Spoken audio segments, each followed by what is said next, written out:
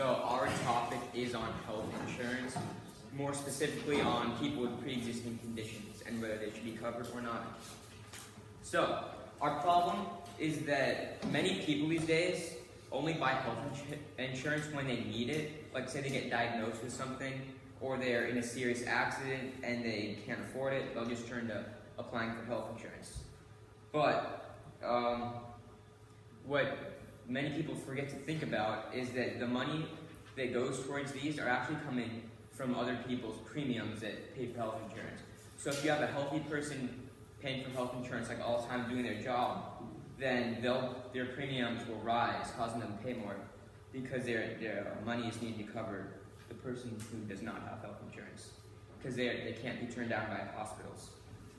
What makes it worse is that there isn't really a good, strong incentive for people to buy healthcare because they're most likely won't be allowed to be turned down due to the Affordable Care Act passed by Barack Obama on March 23rd, 2010. What this Affordable Care Act does is that it limits the ability for an insurance company to turn down people with pre-existing conditions and to the point to where they most likely cannot.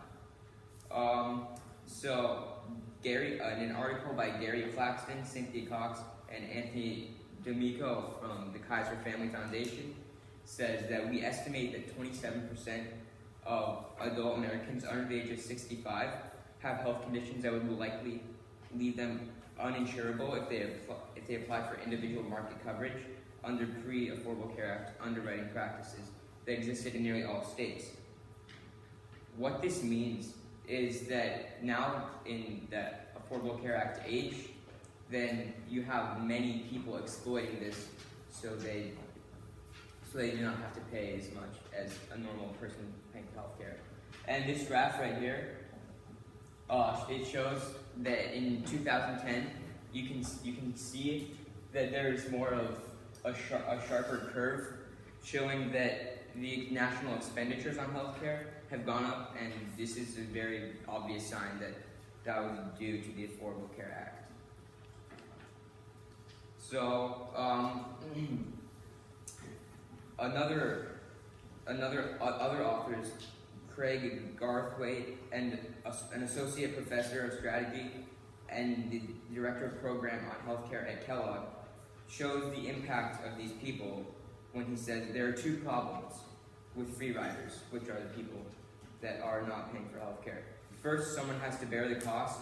That someone is responsible, although some might say foolish, individual who purchased it all along. Second, because free riding drives up the price of insurance for everybody. Some responsible individuals refrain from buying insurance in the first place, potentially even leading to a death spiral. Now, the Affordable Care Act has the two major political parties, Democratic and Republican, split right down the middle. Many and most Republicans think that the Affordable Care Act has a negative impact because people can just apply for insurance when they need it, which makes the premium rise for others. Well, the Democrats take a more liberal mindset to this and think that everybody has the right to health insurance, even though they might already have pre-existing conditions.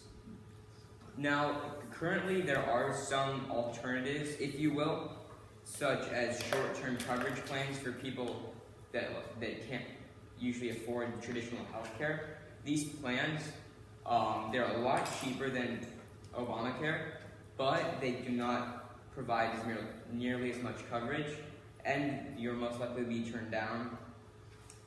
Additionally, people also turn to these things called Christian sharing ministries, which is it's healthcare in its most basic form. What it is it's many people usually coming from like one church, and most of the time they're all Christian, is that they come together to pay and put in money for someone in the group who needs it for medical bills. And these two alternatives are either they're meant to be temporary, or they're just not stable at all. And none of these should be used as a viable solution, which brings us into our first solution. Our first solution was the two-tier healthcare system, most commonly used in Australia, and it has some prominent benefits when compared to the U.S. current healthcare system. The first major factor is they include everyone in their healthcare being insured, which is where it gets its name, the two-tier healthcare system. Firstly, the government pays for everybody to have government, and the second tier is where people themselves can pay to go to private healthcare insurance and get further coverage, which is optional for those who want better coverage for a cost. However, this gives the wealthy an unfair coverage compared to those who don't have as much money. So the wealthy will be covered much better than the poor, but it does give everybody healthcare insurance. And the lack of an FDA makes the approval times longer overall for experimental drugs such as cancer research, which is what the United States is really good at right now.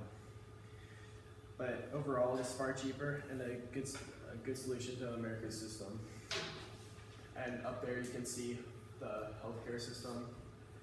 You can see the changes between cardiovascular diseases, unintentional injuries, neuropsychiatric conditions, respiratory diseases, and malignant neoplastic cancer. So you can see that in Australia they're all far lower than the United States, which could be due to the two-tier healthcare system. Okay, now the single-payer healthcare system is very similar to the two-tier healthcare. However, there is no extra cost for better insurance. Everyone is covered at a base level for the same insurance, which is all paid by the taxpayers.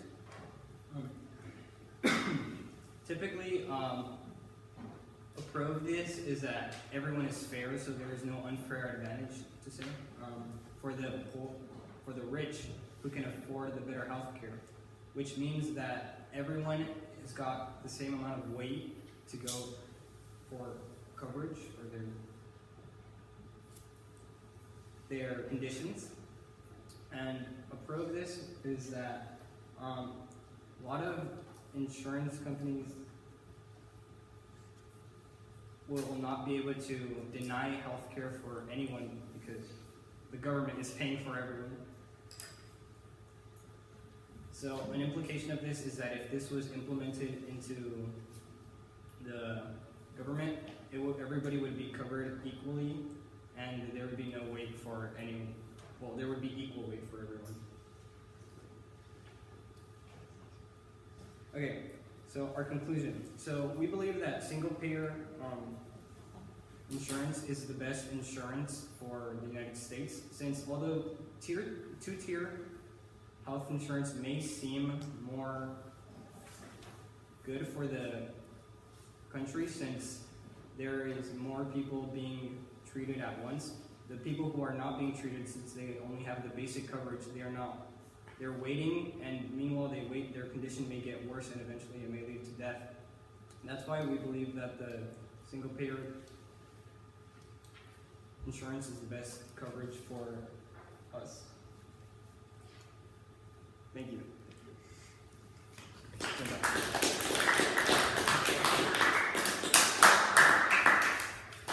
Perfect, guys. I got a couple of questions for you. And we'll just work our way across. So first, next time you do this whole process, what would you do with your group expectations so that things will be able to go smooth? That is, what did you guys learn about the process that will help you next time? I think that we should have gotten a jump on it earlier. For example, I'm pretty sure all of us did this either late last night or into this morning, to be quite honest. But I think we should have worked on it a lot before, so we're able to go over it and have an overall smoother flowing presentation. And let's just move across. Mike? Yes. Reflecting on the work the other two guys had, which of these two guys had the greatest impact, do you think, on the understanding of the problem, like the whole idea of insurance? Whose research do you think had the biggest impact? I think definitely Brian's research had the greatest impact, because if you look at our lenses, he had the economical perspective, which was all about money and how much everything costed, which didn't really put much into play besides the cost of insurance, with both of them not costing much.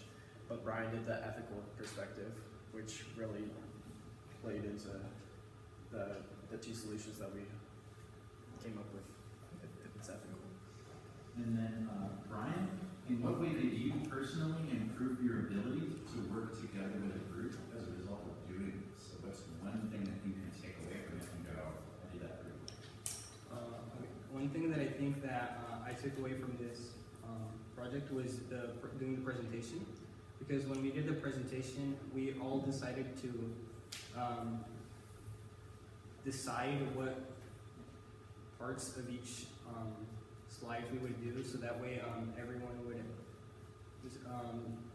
decide which of the lenses was the most important to include for each of the slides, because sometimes we thought that like the economical would be more important, and sometimes it would be very important to take it into account, but other times it would be like the political sense, like Obamacare and how that works into the equation.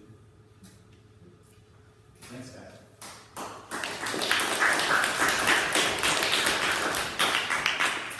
Okay, everybody finish up your comments for these guys. So write up the rest of your little strip.